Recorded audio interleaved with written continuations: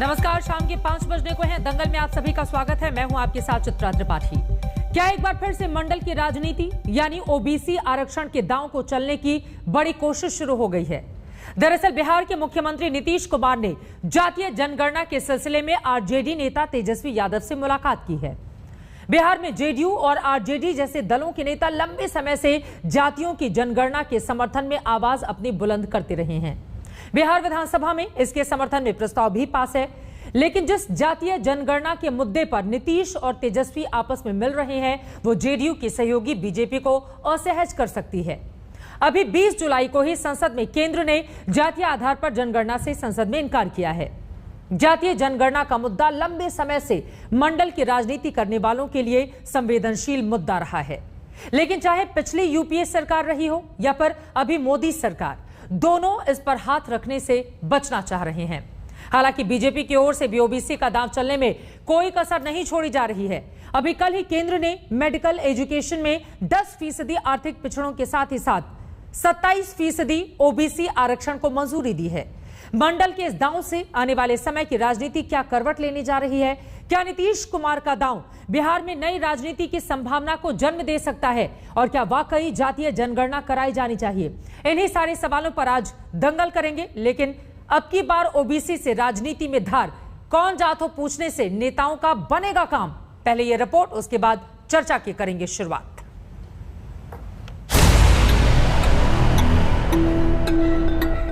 बिहार की मौजूदा राजनीति के दो ध्रुव, मुख्यमंत्री नीतीश कुमार और नेता विपक्ष तेजस्वी यादव ने मुलाकात की है। और इस मुलाकात के मायने समझने की कोशिश में पूछा जा रहा है कि क्या ये मुलाकात मंडल पार्ट 2 की राजनीति की सुगबुगाहट है।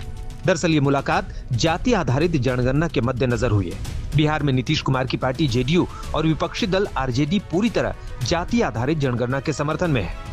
कहने को तो यह जातिगण जनगणना आरक्षण को लेकर जातियों को असल न्याय दिलाने का पहला कदम होगा, लेकिन इससे ओबीसी आरक्षण की नई राजनीति का रास्ता खुल सकता है। ये हम लोगों की मांग रही है शुरू से ही जाति जनगणना को लेकर के। नीट वाले पे जब दबाव आया तो सरकार को फैसला बदलना पड़ा। तो भाई असली हिस्टोरिक काम तभी होगा जब ये जाति जनगणना में पिछड़े, अति पिछड़े या अन्य जातियों का जिनका छूटा है उनकी गिनती होनी चाहिए। और केंद्र सरकार ने मना किया है। यही बिहार विधानसभा से बीजेपी भी शामिल थी जब सर्वसम्मति से, सर्वदलीय सहमति से बिल पास कराया था जातीय जनगणना का, एक बार नहीं 2 बार। तो हमने बोला भाई, मुख्यमंत्री जी ने कहा कि भाई हम तो ठीक है, आप लोगों के इस मुद्दे पे साथ हैं, हम जो है समय लेकर के प्रधानमंत्री जी से लेंगे।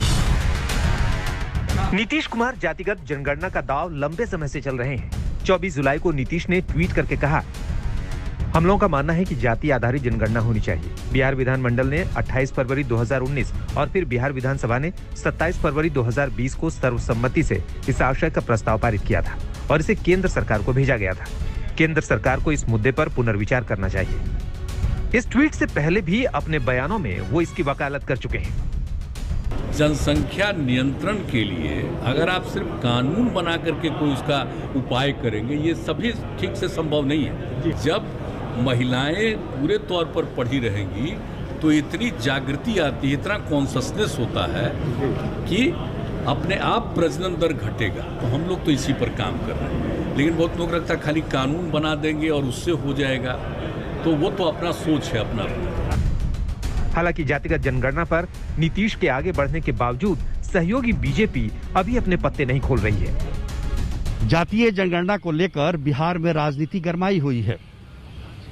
हमेशा एक दूसरे का विरोध करने वाली आरजेडी और जेडीयू इस मुद्दे पर एक मंच पर दिखाई दे रहे हैं, तो दूसरी तरफ सरकार में शामिल बीजेपी इस मुद्दे पर अलग थलग है।